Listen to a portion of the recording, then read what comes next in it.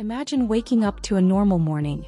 The sunlight peeks through your curtains, birds chirp outside, and everything feels like another average day. But then as you approach the bathroom and glance into the mirror, your heart skips a beat. There's nothing there. No eyes staring back. No sleepy hair or groggy expression. Just an empty space. Your mind races. Are you dreaming? Is this some kind of elaborate prank? You wave your hands in front of the mirror. Nothing. You speak aloud and your voice echoes back. But visually you are completely absent. It's terrifying. You run back to your bedroom, stumble over furniture, and touch yourself just to feel that you still exist. Your hands are real. Your feet are solid. But your image? Vanished. In the next moments, panic begins to settle in. You try calling someone, but how do you explain this? Do you show up at a hospital? Do you call the police? How do you convince someone you exist when they can't see you? This moment becomes the emotional rupture that tears your sense of reality apart. The rules of the world as you once knew them are broken. From this point forward, your life will never be the same. And for our viewers out there, what would you do if your reflection disappeared tomorrow? Comment below and let's see how many different ideas we can collect together. The initial shock doesn't wear off quickly. Within the first hour you experiment. You open doors, make noises, move objects. Yes, you're still physical. You're not a ghost. But the disconnect between your tangible presence and your visual absence begins to unravel your mind.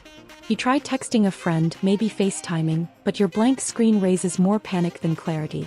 The world around you is built on the assumption that people can see each other. You're now an anomaly, a glitch in the system. Hunger sets in and you attempt to eat.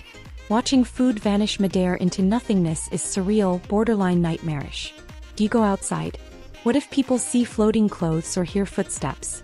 You consider going completely nude to avoid detection, but that idea is equally terrifying. What if you're hit by a car? What if you can't explain yourself? The more you think, the more isolated you feel. Even your home becomes unfamiliar. Mirrors are now reminders of your absence. Photos where your face once appeared now feel eerie. The clock ticks slower. Every second is heavy with uncertainty. By nighttime, exhaustion pulls you under, but sleep doesn't bring peace. Your dreams are warped, filled with voices and shadows, yet no body. When you wake up again, there's no relief. You're still unseen, still unheard. And now, a dark realization creeps in. If no one can see you, do you still exist in any meaningful way? Your phone buzzes. It's your friend texting. Where are you? You okay? You want to respond honestly, but how do you explain the unexplainable? You text back a simple, "I'm fine." But that only buys you time. Stepping outside becomes a test of courage. People walk by, unaware of your presence, and you must move carefully to avoid bumping into them. The city suddenly becomes a maze where every move could expose you. You sneak into places you couldn't enter before. A concert? No problem. A locked office? Easy. But instead of feeling excited, a crushing emptiness builds. You're there, but you're not with anyone. Conversations happen around you, but never with you.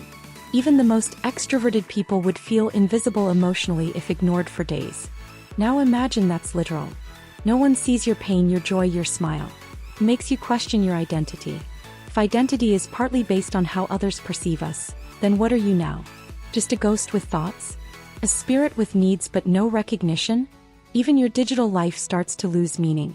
Face ID won't unlock your phone. Social media? Worthless when you can't take photos. Loneliness becomes oppressive, not just emotional but existential. It's in moments like these that people truly realize how deeply we depend on each other to feel real. If you're watching this, pause and think, how much of your self-worth comes from being seen, acknowledged, or remembered by others? Let us know in the comments if you'd thrive or spiral in complete invisibility. Eventually, you start testing the limits of your invisibility. Could you steal without getting caught? Spy on secrets? Eavesdrop in boardrooms or bedrooms? The temptations are immediate and the opportunities endless. But here's the thing. Invisibility doesn't erase your conscience. The moral weight of your actions may now rest entirely on your shoulders, unjudged and unseen by others, but that doesn't mean they're meaningless. For example, let's say you walk into a store and take something. No alarms go off. No one stops you. But do you feel powerful or guilty? Do you rationalize it because no one's watching, or do you cling to your values in the absence of consequences? It's a psychological experiment unlike any other. Power without accountability can reveal who you truly are. And let's not forget about voyeurism. The ability to see without being seen could easily become a curse, eroding your empathy and turning you into something less human. Some might see this as freedom, others as a slow path to madness. It's also worth noting the ethical implications of contact. What happens if you accidentally hurt someone and they never know it was you? Can you be held responsible for actions no one can trace back? These questions would haunt any sane person. So here's a challenge for the viewers. If you were invisible for a week, what's the first morally questionable thing you think you'd do? And would you regret it? Be honest in the comments. As time passes, you consider revealing yourself to the authorities. Surely scientists would want to study this, right? But then again, would they help you or lock you away? Becoming invisible might make you less of a person and more of an object. Something to be tested, monitored, and maybe even weaponized. Would you live the rest of your life in a government facility? Would your identity be stripped, your life's autonomy traded for research? It's a genuine concern. Movies often portray invisible people as either heroes or threats. But in reality, you'd probably be treated like a lab rat. Scientists would run scans, inject things into your bloodstream, and attempt to fix you. But what if they can't? What if they want to replicate you instead? You might become a military asset or a classified file in a hidden database. All of this makes you think twice about turning yourself in. Maybe it's safer to stay hidden. But hiding has its own price. You're cut off from your family, your past, and everything you ever loved. The idea of being invisible becomes less of a gift and more of a prison. One built by fear and maintained by uncertainty. For anyone watching, if you became invisible, would you trust the world enough to let them know? Or would you go off-grid and live in secrecy forever? Let us know. Invisibility doesn't just raise philosophical or moral questions. It also turns mundane, everyday routines into major hurdles. Think about basic tasks: getting food, maintaining hygiene, and even finding shelter. You can't exactly pay for things if no one can see your hand passing over money or a card. Even worse, you can't get a job. No one's going to hire someone who doesn't have a visible ID, a face, or a legal identity. You're functionally erased from society's infrastructure. You may find yourself stealing just to survive: food, water, clothes, and that act chips away at your self-worth. Showering becomes a sensory experience rather than a visual one. You stare into the mirror and still see nothing. No progress. No signs of fatigue, no signs of aging, nothing to remind you that you're human. And what about medical needs? If you get injured, how will a doctor treat a wound they can't see?